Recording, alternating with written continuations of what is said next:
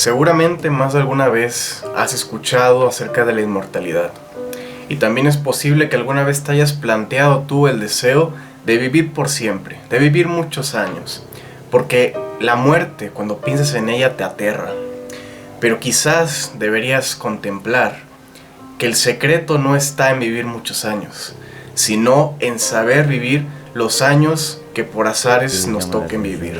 Lo que vivo con poca cosa, una casa simple, ando con un autito viejo. Esas son las novedades que tiene el mundo para ver.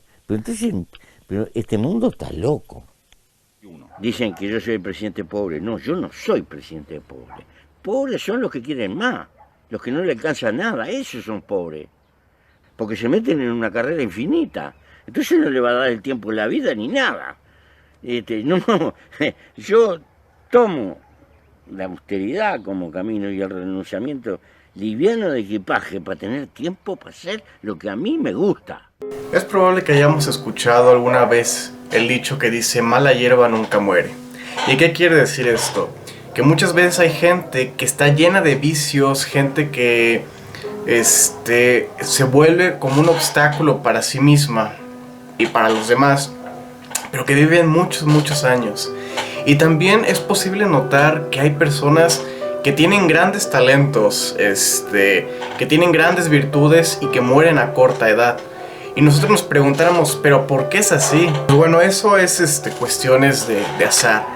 Pero aquí hay que señalar algo, que no es lo mismo vivir muchos años a tener una vida larga. Porque esos años que puedan parecer muchos, cuando son 80 o más de 80, realmente se pueden reducir a muy pocos. Porque Séneca apunta que una vida bien vivida no es aquella que se extiende por mucho tiempo, sino aquella que es bien aprovechada. Porque de esos 80 años o más que pueda vivir alguien, tenemos que reducir y quitar cuánto tiempo se destinó a servir a los demás en enojos, en frustraciones, en tristezas, en perdiciones de la propia persona, y cuántos años realmente se dedicaron a que la sabiduría de uno mismo pudiera crecer. Entonces es aquí cuando nos planteamos que una vida demasiado larga no es necesariamente igual a una existencia demasiado extensa, ¿sí? Uno puede tener la fortuna de vivir más de 80 años, y quién no quisiera. Y es más, si esos 80 años son bien aprovechados en la sabiduría, podríamos decir que hemos vivido muchos más que esos solos 80 años.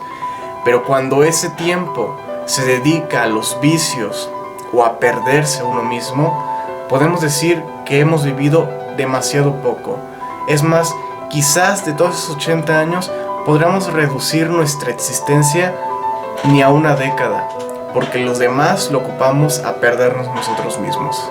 Pero habría que señalar que no solamente los vicios son acortadores de nuestra existencia, sino que también aquellos honores o aquellas apariencias que nosotros queremos dar a la sociedad también son acortadores de nuestra vida. Porque bien un poeta, por ejemplo, como señala Séneca, puede tener un montón de premios, pero estar ahogado en esos premios hace que tenga que hacer que su vida sea una apariencia para los demás. Pero lejos de ser un bien para uno mismo, el estar en tan altos honores hacen que uno tenga que estar dando su tiempo para mantener esas apariencias que quizás ya no son en el tiempo presente.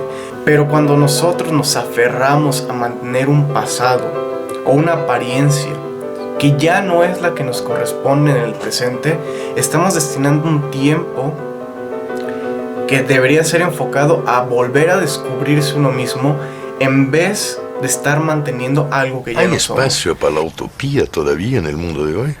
Sí, en el sentido que le dio Fernando Birri en una frase que injustamente se me atribuye.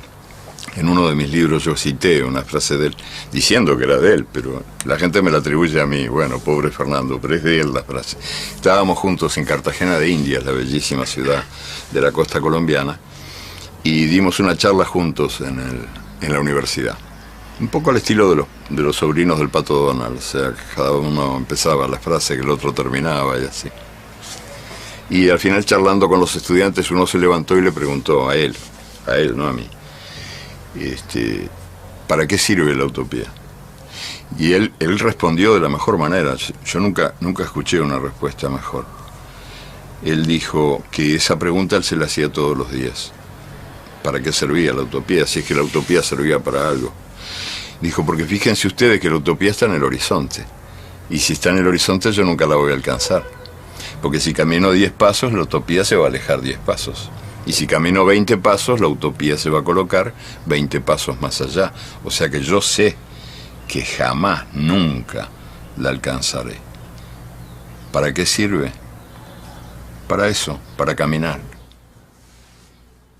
Finalmente Séneca nos da la receta de la inmortalidad. Es decir, no se limita a decirnos que aunque vivamos 80 años o menos, nuestra vida pues finalmente terminará, sino que nos da como que un pequeño recetario para poder decir que sí, en esencia es posible alcanzar la inmortalidad. Y esa inmortalidad se alcanza cuando dedicamos nuestra vida, claro, la mayor parte del tiempo que dispongamos de ella, a la sabiduría.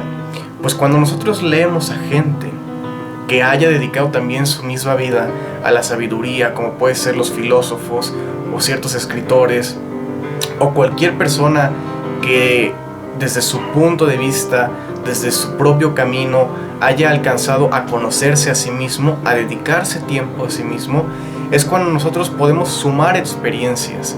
Y es decir, no solamente tenemos las nuestras, no solamente tenemos nuestro tiempo vivido, sino que a nuestro tiempo vivido le sumamos el tiempo que se haya vivido en los demás. Y la sabiduría finalmente, que es lo que adquiere el ser humano para conocerse a sí mismo, es lo que le va a permitir la inmortalidad. Porque además de haber conocido y haber vivido más tiempo por otras personas, también otras personas van a poder vivir más tiempo por uno mismo. Van a poder citarnos a nosotros mismos y van a poder agrandar su tiempo en su existencia.